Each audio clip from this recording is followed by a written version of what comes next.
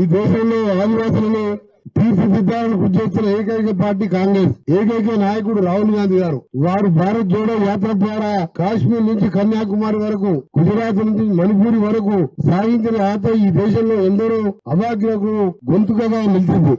ఈ స్ఫూర్తి కొనసాగింపు ఇవాళ శిక్షణ విభాగం మార్గదర్శనంలో 11 రాష్ట్రాలలో 20,000 మంది ఆదివాసీ బిడ్డలను నాయకులతో తీర్చిదిద్దేందుకు, మామూలు ఆదివాసీ బిడ్డలను నాయకులుగా తీర్చిదిద్దేందుకు ఈ సందర్భంగా రాహుల్ గాంధీ గారికి కృతజ్ఞత తెలియజేసుకుంటూ ఈ ఓరియంటేషన్ వర్క్ ద్వారా కాంగ్రెస్ పార్టీకి ఆదివాసులకు మరింతగా దగ్గరగా చేస్తుంది. ఆదివాసులకు కాంగ్రెస్ పార్టీకి పేగు బలం. ఈ అనుబంధం ఇవాళది కాదు, 75 ఏళ్లుగా కొనసాగుతున్నది. మాజీ ప్రధాని పండిట్ జవహర్లాల్ నెహ్రూ గారి ఆధ్వర్యంలో రాజుగారు ఈ విషయాలన్నీ చెప్పారు. కానీ ఇప్పుడే మా శంకర్ నాయక్ కొన్ని నేర్చుకోవాలంటే నేను రాత్రి కొన్ని విషయాలు తెలుసుకున్నాను. దీని మీద ఆదివాసీలో సామాజిక ఆర్థిక విద్య అభివృద్ధి కోసం రాజ్యాంగంలో ఆర్టికల్ 46 నిబంధనలు చేర్చడం జరిగింది. ఇది ఒకటే కాదు, కాంగ్రెస్ పార్టీ ఆ పాలనలో schedule tribes and administration act, గిరిజన ప్రాంతాలలో భూముల రక్షణ, గిరిజన హక్కుల పరిరక్షణ చట్టం, SC/ST act, Pisa act, Panchayat extension to schedule areas, అటవీ హక్కుల చట్టం, ఫారెస్ట్ రైట్ యాక్ట్, ఈ విధంగా చెప్పుకుంటూ పోతే ఆర్టికల్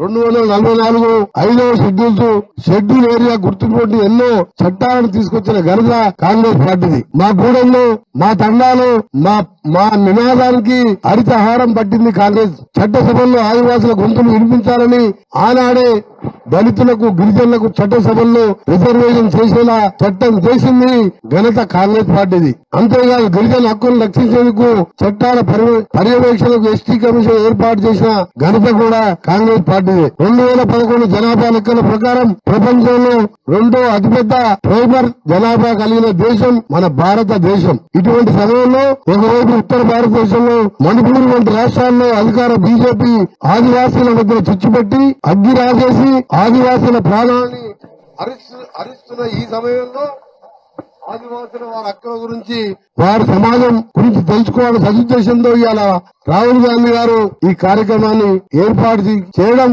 వారి దూరదృష్టికి తార్కాణం. ఈ కార్యక్రమం యొక్క ముఖ్య ఉద్దేశం కాంగ్రెస్ సిద్ధాంతాలు మరియు RSS బీజేపీ విపరీత విధానాల మధ్య వ్యత్యాసం వివరించడం, ఆదివాసుల సమాజం ఒక తాటిపైకి రావడం కోసం అవసరమైన రాజకీయ సామాజిక భూమికను ఏర్పాటు చేయడం. ఈ శిక్షణ కార్యక్రమంలో రాజ్యాంగంలోని 5వ షెడ్యూల్, పీసా, FRA, గిరిజన భూమి హక్కులు, MGR, NRES, గిరిజన ప్రాంతాల్లో RSS ప్రభావం, గిరిజన ఉద్యమాల వంటి అంశాలపై నిపుణుల చర్చలు, ప్యానల్ సెషన్స్ ఏర్పాటు జరపడం ద్వారా ఆదివాసీ సమాజం కాంగ్రెస్ పార్టీ నిజానికి అవకాశం దక్కింది.